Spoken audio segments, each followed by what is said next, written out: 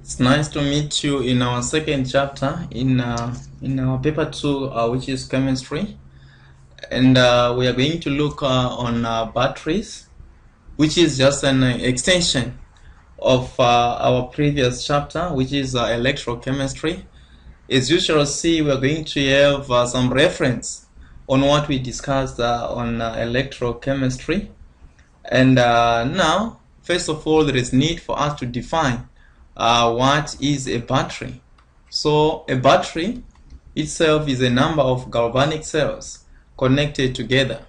Remember, we talked about the fact that under electrochemistry, we said we have two types of electrochemical cells, which are galvanic cells and electrolytic cells.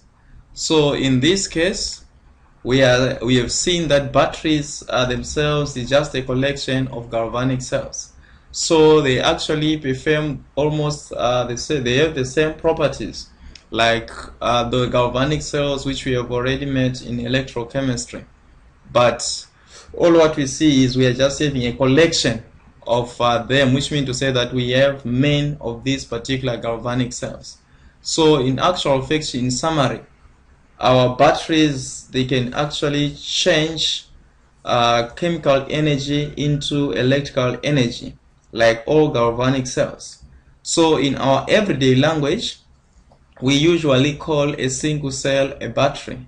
There are two types of cells, namely we have what you call primary cells, and we have what you call secondary cells, right? So there is need for you to look closely on these particular cells and note the differences which we have between the two cells. So by definition, our primary cells, these ones, they can only supply a current and they cannot be recharged. So all what it means is if they can't be recharged, these are disposable and are discarded once they stop working. So we can't recycle these particular primary cells. So once they have stopped working, then we're going to discard them. But we have what we call secondary cells. These secondary cells can be recharged. That is, they can be used over and over again. They rely on a reversible chemical reaction, and this particular reaction proceeds in one direction while the cell is discharging, and in the reverse direction while the cell is being recharged. We are going to look on the mechanism of these particular secondary cells when this process of discharging and recharging itself is taking place. So now let us look on the cell structure.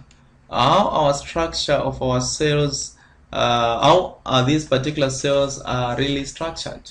There are some properties which we're supposed to look at. First of all, we have the electrochemical reaction, right? So under the electrochemical reaction, we want to actually see what's really happening with our cells as far as the electrochemical reaction is concerned. So we understand that the EMF of a cell can be obtained from the values of the half cell potentials. The values of the half cell potentials vary depending on what is reacting. So it follows that the EMF of a cell will depend on what half reactions are taking place.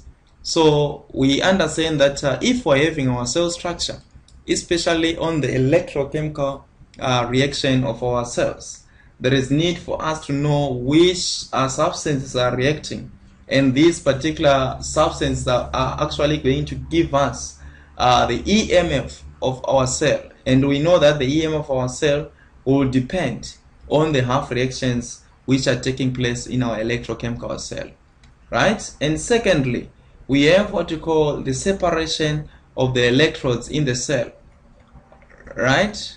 How our electrodes are separated in our cell.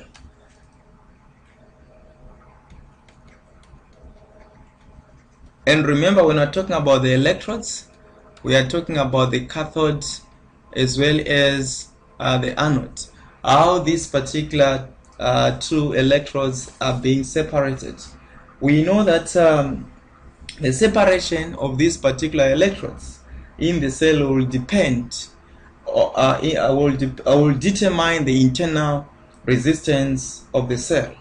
The further apart the electrodes are, the more resistance is offered to the movement of charges.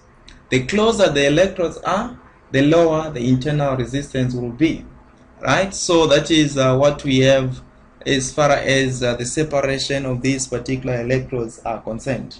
That is the separation of our cathode and our electrodes. If they are further apart, then we know that there is more internal resistance which is going to be offered to the movement of charges. But if the electrodes are closer, then we're going to have a lower internal resistance. So we have number 3, which we call the surface area of our electrodes, right? And remember, we've already highlighted that our electrodes, we are actually referring to our cathode and our anode. So the surface area of the electrodes will influence the cell current. And remember, there is need for us to define what is current.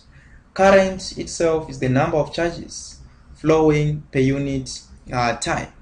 It follows that the bigger the surface area of the electrodes is, the greater the number of electrons that can be transferred per unit time.